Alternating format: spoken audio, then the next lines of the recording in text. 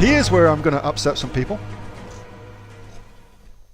But I'm going to give you the pros and cons as I, as an entrepreneur, see it, all right? And I'm going to piss off some accountants and probably some other people too, but here we go. I think it's a great idea to start as you mean to go on. And one of the things about that is getting your psychology in order. And that's a function of expectations. Now, expectations are incredibly important in business.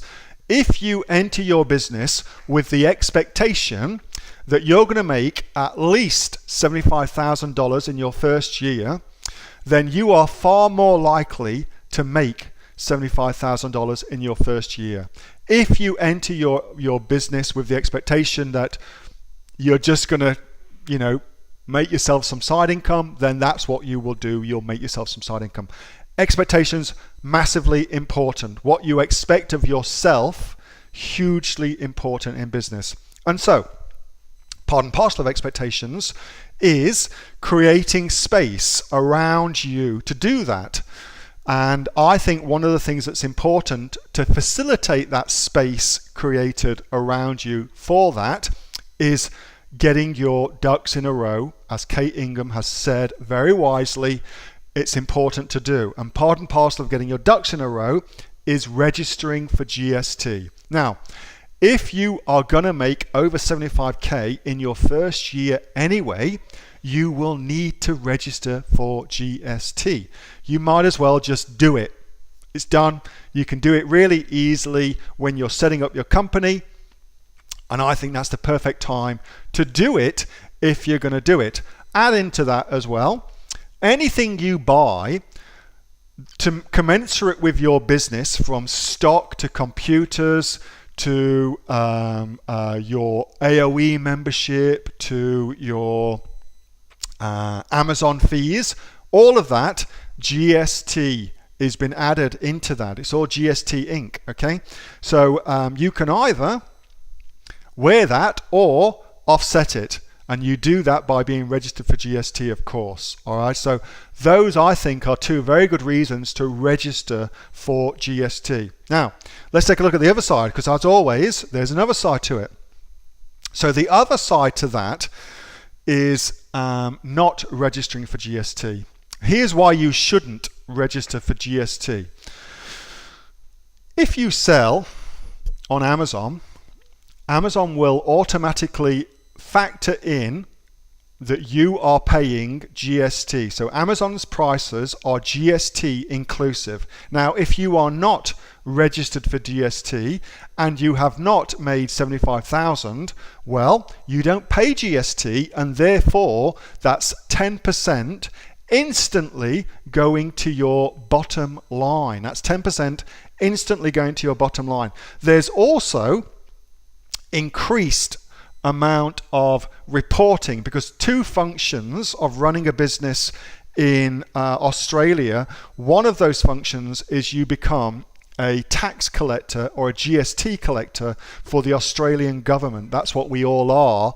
The Australian government, and indeed all governments, have outsourced their tax collecting to us, the entrepreneurs of this wonderful, wonderful country.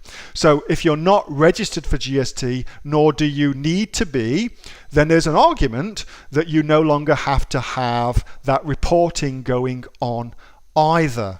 So I could also make the argument that it's good practice to get into the habit of doing it, though, and it's also good practice to be aware of what's happening in your business, not just on a quarterly for your BAS, but every month to look at your business and see where it's at. So, two sides of the same story. So there you go. There's some pluses and some minuses for being GST registered. I am sure that everybody on this call will have an opinion about what I have said, and that's awesome. And I really, really want to encourage you to have your opinions too, because I think that's friggin' awesome that we all do. And what I've given you is the dispassionate, logical, pragmatic, entrepreneurial approach to GST. That's what I just gave you just then. So Jason, I hope that was useful.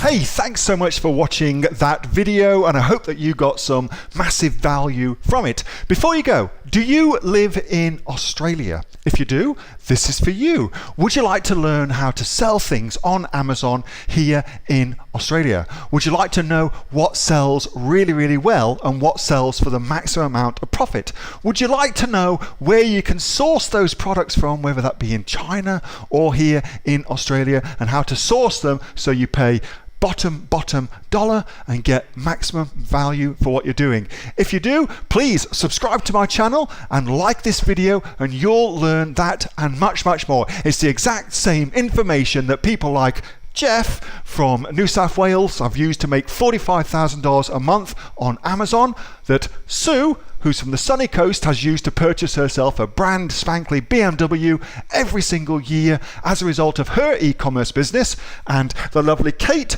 from Bowral in New South Wales has used to make $32,000 a year on a month, not a year, a month on Amazon, and indeed Anthony, who makes $15,000 a month on Amazon, selling, as he puts it, odds and sods. If you'd like to learn the exact same information that they use to maximize their profits for their Amazon businesses, subscribe to this video, like my channel, post below if you want me to teach you something. Okay, I'm out of here. Speak to you soon. Bye. Subscribe. Do it now.